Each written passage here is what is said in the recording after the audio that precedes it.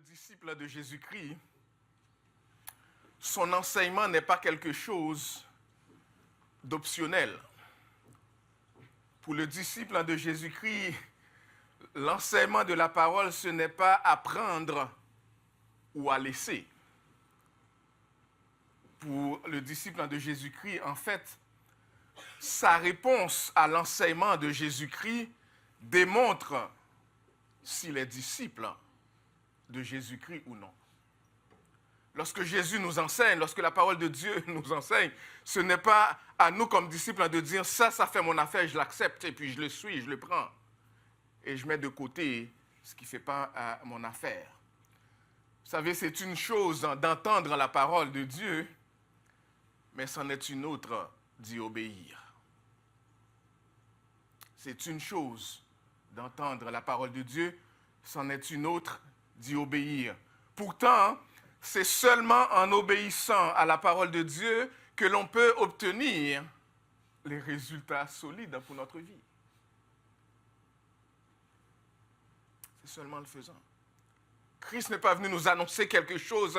La parole de Dieu n'est pas là pour nous instruire et tout simplement à nous de choisir si cette instruction-là est valable ou non. Ce n'est pas ainsi qu'agit le disciple. Il y a une différence entre entendre et faire. Comme le dit John Stott, il y a une grande différence entre entendre et faire. Mais Jésus lui-même nous l'avait déjà dit en Matthieu 7, verset 21. Il nous avait dit, pour entrer, ceux qui me disent Seigneur, Seigneur n'entreront pas tous dans le royaume des cieux, mais ceux qui y rentreront, c'est celui-là seul qui fait la volonté de mon Père qui est dans les cieux. Ce n'est pas ceux qui entendent, mais c'est ceux qui font la volonté de mon Père. Parce que notre écoute de la parole de Dieu doit nous amener à l'action. Les disciples de Jésus-Christ sont ceux qui appliquent dans leur vie l'enseignement de Jésus-Christ. Écoutons ce que Jacques, chapitre 1, versets 22 à 25 dit. Jacques, chapitre 1er, 22 à 25. Mettez en pratique la parole et ne vous bornez pas à l'écouter, en vous trompant vous-même par de faux raisonnements. Voyez-vous, le verset 22, ça ne peut pas être plus clair. Mettez en pratique la parole et ne vous bornez pas à l'écouter. Ce n'est pas en sachant qu'un médicament est bon pour les maux de tête que ça va guérir mon maux de tête. Encore faut-il que je prenne le médicament approprié. Il en va de même. Il ne suffit pas d'écouter la parole de Dieu, d'être là chaque dimanche et d'entendre les prédications sur ce sermon. Christ nous dit, la parole de Dieu nous dit, ne vous bornez pas à l'écouter, mais à la mettre en pratique.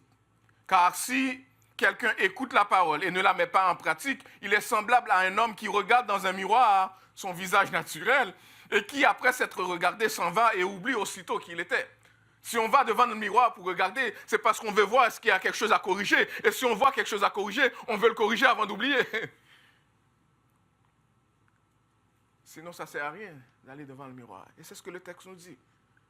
Que nous ne nous bornions pas à juste entendre des messages et des messages sans les mettre en pratique dans notre vie. Il y a des conséquences à cela. Et cela en dit long sur qui nous sommes. Les disciples de Jésus-Christ entendent son enseignement et les mettent en pratique dans leur vie. Si notre sœur peut afficher pour nous, mais juste avant d'y arriver, l'apôtre Jacques reconnaît que nous sommes sauvés par le moyen de la foi seule, mais la foi qui sauve n'est jamais seule.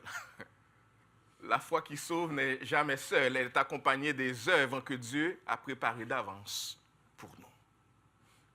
Dire que j'écoute la parole de Dieu, que je la lis, que je l'entende, mais que je ne la mets pas en pratique dans ma vie, c'est tourner en rond et ne pas faire la volonté du Père.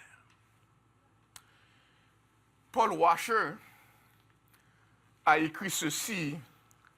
Il dit, une vie marquée par une obéissance simple et sincère au commandement de Dieu peut être la preuve la plus évidente et la plus certaine de la véritable repentance. Une vie marquée par une obéissance sincère et simple au commandement de Dieu peut être la preuve la plus évidente, la plus certaine de la véritable repentance. Une personne peut se vanter d'une passion intérieure pour Dieu et de sa vie et des sentiments sincères de piété, mais ces affirmations ne sont valables que dans la mesure où sa vie est conforme au commandement de l'Écriture. Dire que j'appartiens à Christ et ne pas faire sa volonté, c'est faux. On ne lui appartient pas. Rejeter sa parole constamment, ne pas se soumettre à sa volonté, c'est être religieux, mais non, disciple de Jésus-Christ.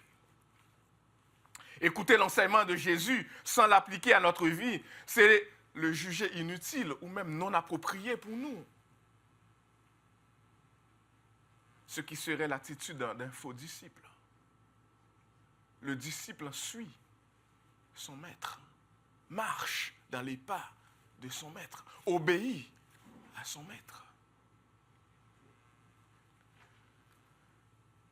Ce n'est pas l'attitude d'une personne sage.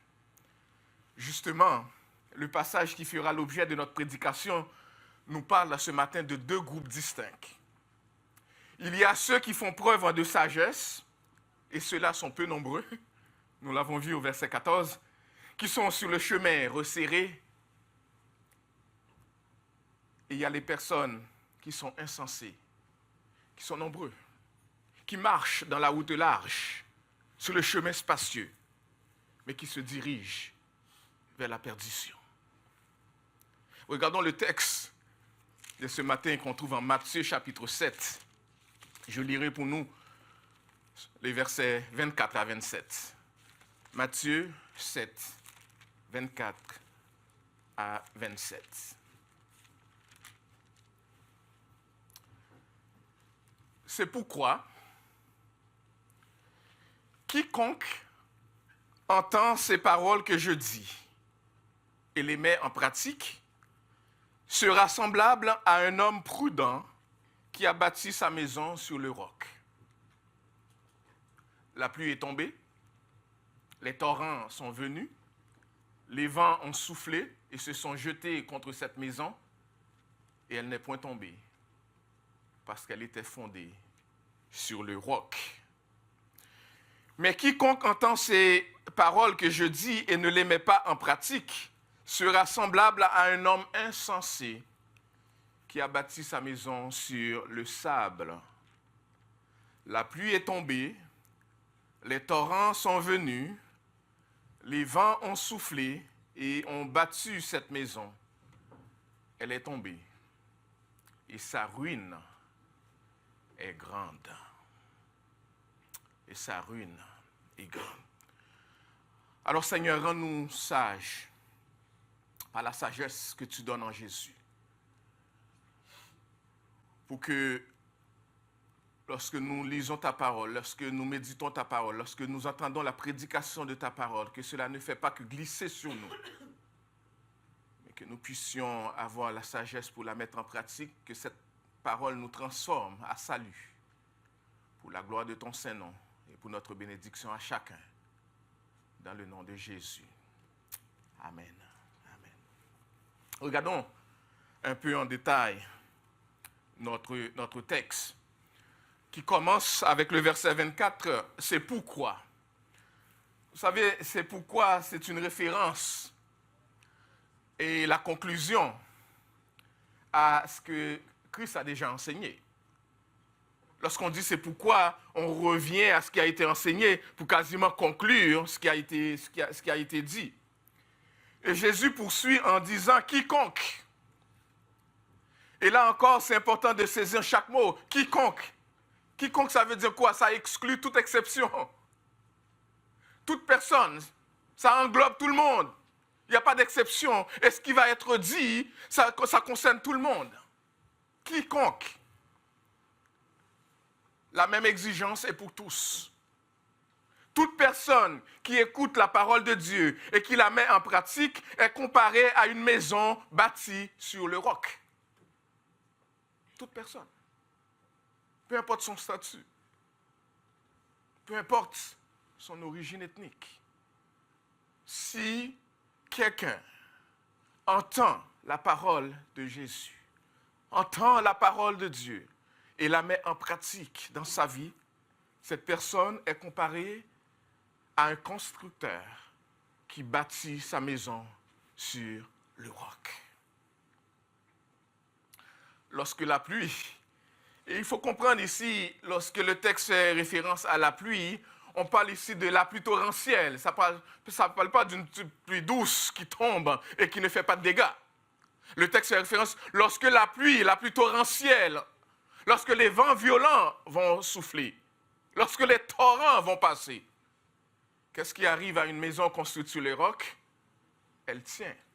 Je ne sais pas si pour les gens qui sont ici au Canada pendant longtemps, vous vous rappelez en 1996, et si notre sœur peut l'afficher pour nous, il y a eu des pluies torrentielles, un déluge au Saguenay. Et à un moment donné, les médias ont rapporté, pendant que la pluie détruisait toutes les maisons qui existaient dans ce petit village-là ou dans cette petite ville, on rapportait qu'il y avait une petite maison qui restait debout. La pluie a tout rapporté avec elle. C'était un dégât, une catastrophe. Et il y avait cette petite maison qui restait ferme.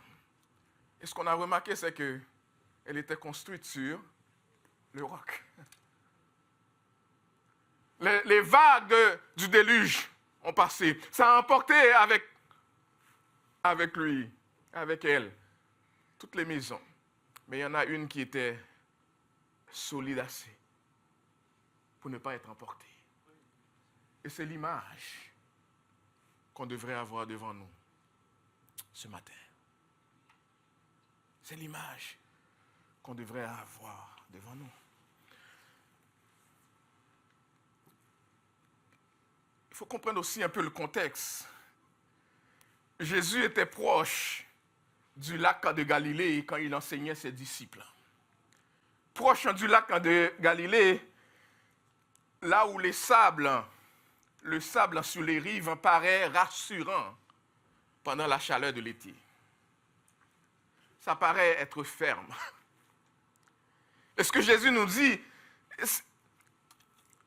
un constructeur qui est sage ne devrait pas se limiter à regarder les sables et à dire, parce qu'en été ça paraît stable, ça paraît dur, on va construire des maisons là-dessus. Jésus dit, si le constructeur est sage, il va creuser. Il va creuser. Et il va creuser jusqu'à 3 mètres de profondeur. Pourquoi? Pour s'assurer que la maison qui va être construite, là, sera solide. Parce que lorsque les pluies torrentielles qui arrivent souvent en hiver en Israël passent, ça n'emportera pas ces maisons avec elles. Alors, à quoi fait référence la métaphore de Jésus? Parce que, justement, Jésus ne voulait pas parler des maisons à construire sur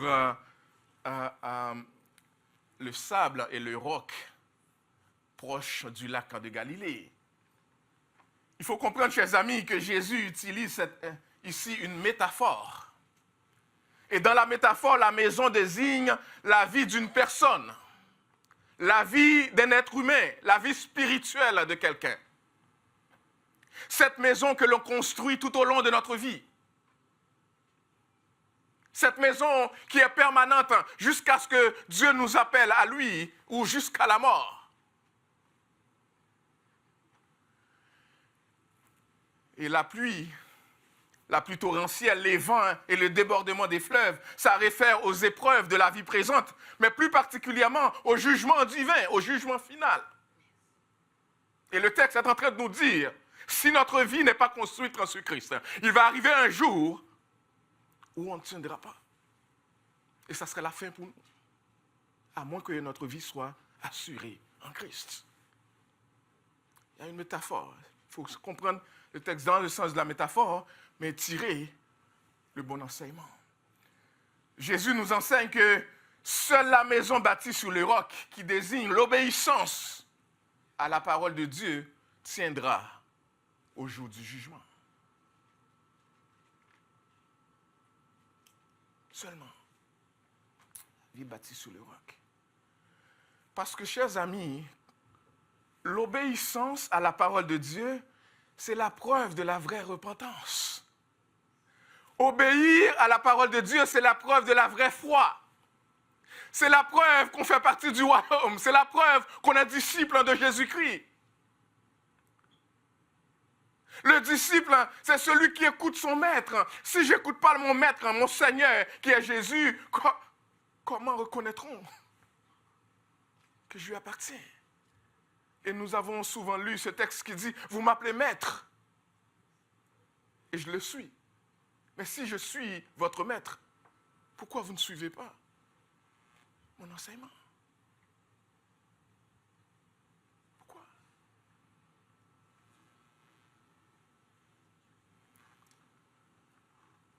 Vous remarquez, chers amis, que dans la métaphore, Jésus ne parle pas de l'extérieur de la maison, ni du style de la maison, ni de ce qui s'y trouve. On n'entend pas parler de le nombre de chambres, l'ameublement, ni l'année de construction, vétuste ou neuve. Parce que ce dont il est important, ce qui est important, c'est sur quoi la maison est bâtie, sur quel fondement la maison est construite. C'est ce qui importe. On les voit, les maisons, elles sont toutes belles, on les regarde, elles sont toutes construites. Et en temps normal, on ne voit pas les problèmes. Mais lorsque les pluies torrentielles viennent, lorsque les vents vont souffler, on les reconnaît par leur solidité. Et on reconnaît alors sur quel fondement elles ont été construites. Chers amis, quel est le fondement sur lequel est bâtie ta vie? Est-ce que ta vie est bâtie sur le roc ou sur le sable? Est-ce que ta vie est bâtie sur Jésus et son œuvre sacrificielle ou sur tes propres œuvres que tu crois méritoires? Parce que chaque jour, tu veux en faire plus pour plaire à Dieu au lieu de soumettre ta vie à Jésus et à son œuvre. Sur quel fondement est bâtie ta maison? La question importe. Elle est essentielle. Elle est essentielle.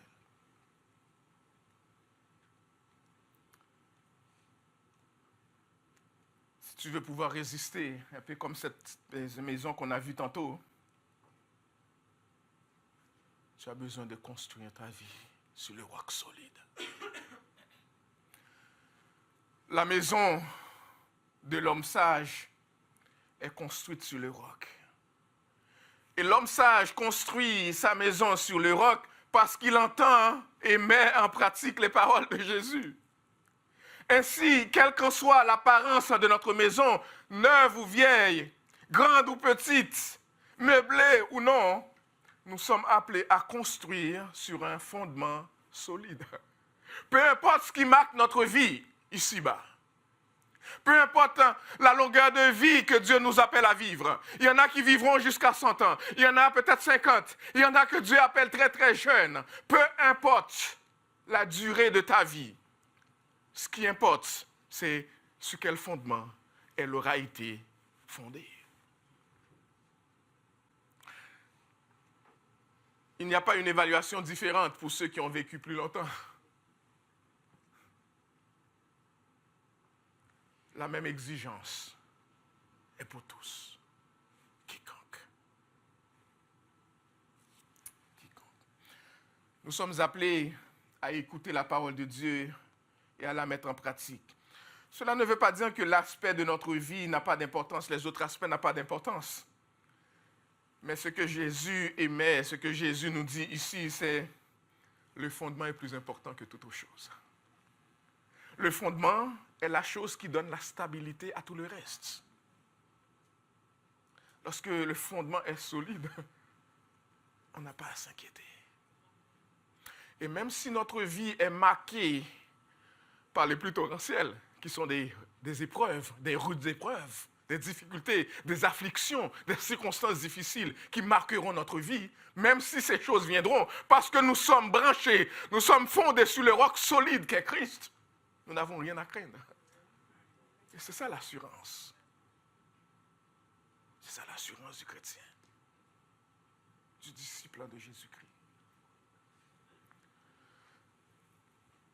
La personne qui met l'enseignement de Jésus en pratique est comparée à un homme prudent. La sagesse l'amène à prendre de bonnes décisions. Sa sagesse se révèle dans les faits, dans le fait que cette personne a construit sa maison sur le roc, une fondation solide. Cette personne est dotée d'intelligence, applique l'enseignement reçu, ne se borne pas juste à écouter. Après avoir écouté l'enseignement de la parole, cette personne se remet à elle-même et demande au Seigneur, qu'est-ce que je dois prendre de cet enseignement? Et aide-moi à ce que cet enseignement, la parole de Dieu, me transforme pour la gloire de Jésus, parce que je veux ressembler à Jésus. Non pas seulement en parole, mais dans la réalité, dans le vécu. C'est en construisant sa vie, c'est en construisant sur Jésus ce fondement sûr que nos vies auront un sens, que nos vies auront la vraie stabilité, maintenant et pour toujours. C'est un texte très eschatologique, c'est un texte qui annonce ce qui s'en vient au jugement final. Mais il ne faut pas le borner seulement à ce qui s'en vient au jugement final, qu'on a déjà vu en couvrant le texte. Les épreuves de nos vies sont aussi des dimensions de cela. Et vous vous rappelez la graine qui a été semée sur le chemin rocailleux. Et dès que des persécutions arrivent, dès que des problèmes arrivent, cette graine-là qui a été semée elle ne porte pas de fruits. Ça fait référence. C'est des choses qui nous arrivent, ça révèle la réalité de notre vie. Est-ce que nous sommes vraiment en Christ? Si nous sommes vraiment en Christ, nous tiendrons fermement malgré les adversités. Si nous ne sommes pas en lui, nous broncherons à la première adversité. Dès qu'un problème arrive, nous abandonnons la foi. Nous abandonnons la foi.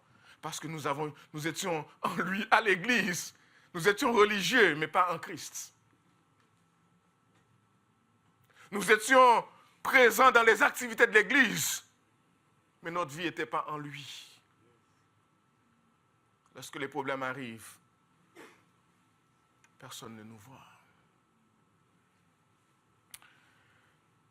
Au verset 26 et 27, Jésus tourne son attention sur le comportement de l'insensé, qui néglige son enseignement.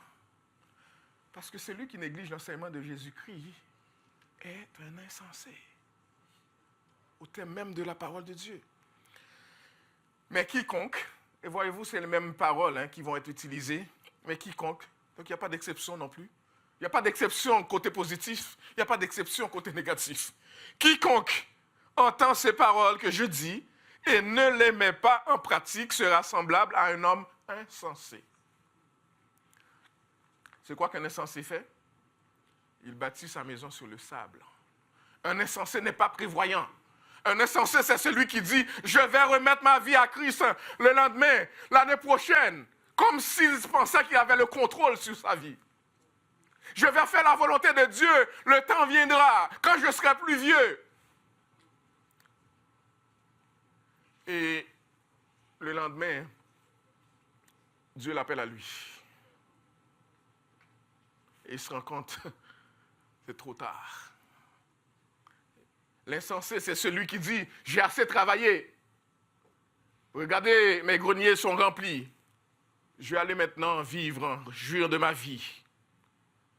Et les 25 prochaines années, je vais me la couler douce. La nuit même, Dieu le rappelle à lui. Une personne sage nous dit qu'on connaît combien d'années que Dieu nous a donné, mais on ne sait pas combien qu'il nous en reste. Si on est sage, on se donne à lui aujourd'hui. Et on vit pour lui aujourd'hui. Parce que demain pourrait être trop tard.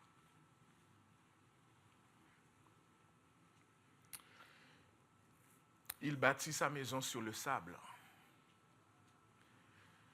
Les maisons bâties sur le sable ne résistent pas aux intempéries. Les maisons bâties sur le sable ne résistent pas aux intempéries. Remarquez encore une fois, chers amis, que le texte ne dit pas que la maison de l'insensé était sale, qu'elle était dégradée. C'est pas cela que le texte dit. Ici aussi, l'apparence de la maison importe peu. C'est l'absence de fondement qui est mise en valeur. Rentrez dans une maison bâtie sur le sable, peut-être que vous trouverez que c'est extrêmement belle. Il y a des meubles Ikea à l'intérieur. Il faudrait aller voir Ikea après le message pour avoir un remboursement. Je fais de la publicité pour Ikea. Ou meubles Tanguay.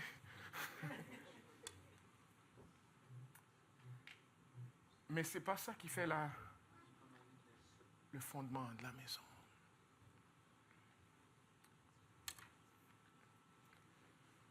La maison de la personne insensée, s'écoulera. Parce que construite sur le sable. Et voyez-vous, en passant, c'est des vraies images. Ce n'est pas moi, dans mon imagination, qui l'a préparé, qui l'ai fait. Lorsque les torrents arrivent, lorsque les vents soufflent, les maisons sans fondement s'écroulent. Littéralement.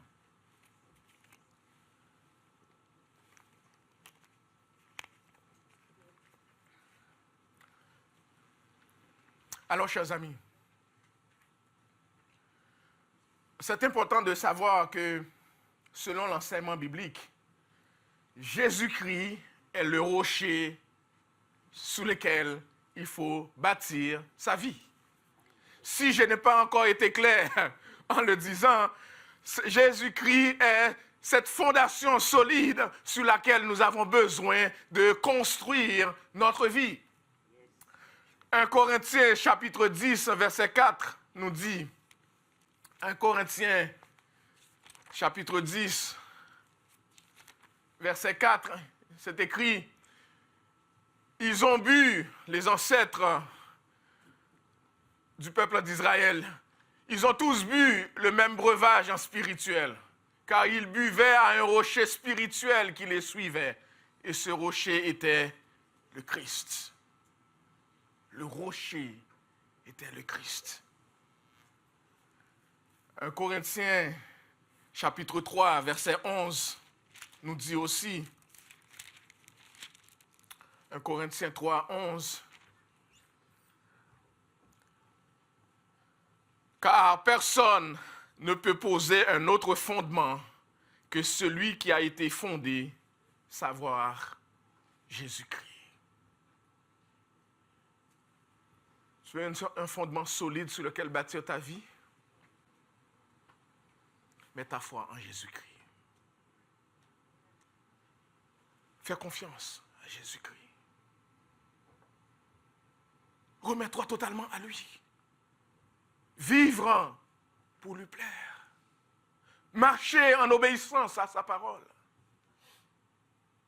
Progresser dans ta sanctification. Et ne nous bornons pas à juste écouter la parole sans la mettre en pratique. Pour entrer dans le royaume des cieux, comme on l'a déjà vu en Matthieu chapitre 7, pour entrer dans le royaume des cieux, il faut placer sa confiance en ce fondement sûr qu'est Jésus-Christ. Bâtir sa vie sur lui, obéir à sa parole, faire de son enseignement et de Jésus lui-même son guide et le modèle de vie à imiter et vivre pour sa gloire. Voilà le plan du royaume. Toutes nos œuvres qui sont des preuves de notre appartenance à un royaume, ne sont en fin de compte qu'en raison de la grâce d'une vie fondée sur Christ, le rocher des siècles.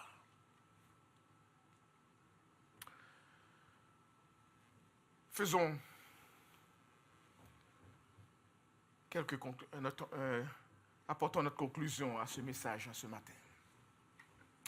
Simple, clair, et il me semble direct. Ce qui différencie les deux maisons, ce n'est pas la beauté de l'extérieur ou non. C'est la fondation. Chaque maison semble sûre lorsqu'il fait beau. Mais lorsque les tempêtes arrivent, cela relève la qualité du travail du constructeur. Pareillement, chers amis, une fausse profession de foi peut subsister longtemps dans l'Église. Une fausse profession de foi peut subsister longtemps. On peut être avec le peuple de Dieu pendant longtemps et faire semblant qu'on appartient à Christ pendant longtemps. Mais ça, ce serait une fausse garantie. Le fait de goûter au chant d'adoration, le fait de goûter à la prédication de la parole, le fait de goûter au culte d'adoration et de louange, et de voir le peuple de Dieu adorer, et de participer à l'adoration, ne fait pas de nous des disciples de Jésus-Christ.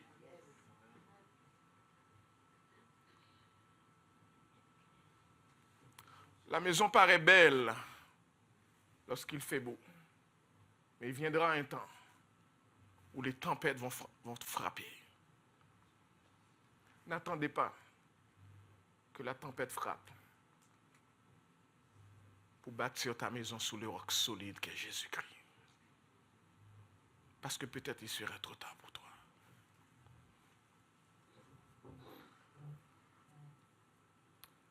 Celui dont la foi n'est pas fondée en Christ ne tiendra pas au temps de grandes difficultés, spirituelles ou autres, qui viendront. Mais la plus grande épreuve, la plus grande tempête qui va frapper, c'est le jugement final.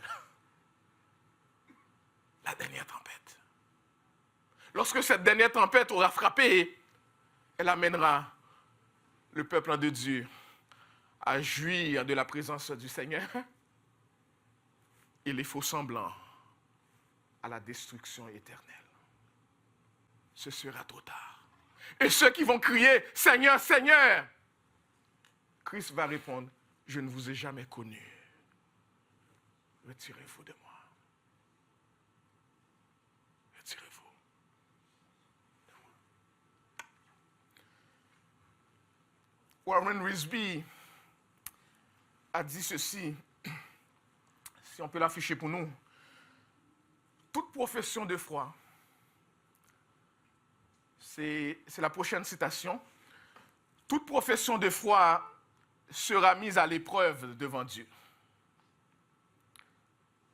Vous pouvez faire profession de foi devant moi. Je ne saurais pas vous distinguer avec la personne qui fait la vraie profession de foi. Mais toute profession de foi sera mise à l'épreuve devant Dieu.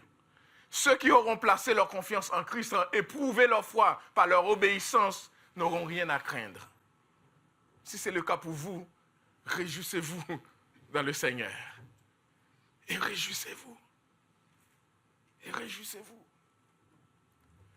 Mais si ce n'est pas le cas, tournez-vous à Christ maintenant. Ceux qui auront placé leur maison est fondée sur le roc, elle résistera. Mais ceux qui auront déclaré avoir cru en Christ et n'auront pas obéi à la volonté de Dieu seront condamnés. C'est le message de l'Évangile, chers amis.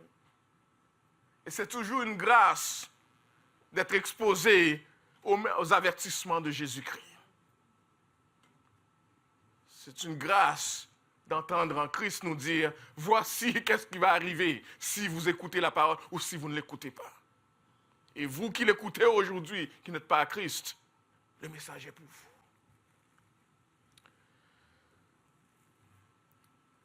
Le chapitre 7 nous a montré deux chemins. Les deux chemins dont il est question est une exhortation à évaluer le coût de notre foi, de notre confession de foi. C'est ce que représentent les deux chemins. Les deux arbres que nous avons vus, c'est un encouragement à examiner si notre vie a réellement été transformée par Jésus-Christ. Les deux maisons dont il est question ici est un rappel que seule la vraie foi en Jésus-Christ tiendra à la fois dans les épreuves d'aujourd'hui, mais aussi au jugement final. Deux chemins, deux arbres, deux maisons. Une chose les sépare. Est-ce qu'on est en Christ ou pas en lui? Si on est en lui, on obéit à sa parole. On suit sa voie. Et on a les résultats qui viennent avec. Notre vie est construite sur le roc, solide, que rien ne peut ébranler. Qu'il en soit ainsi pour chacun d'entre nous.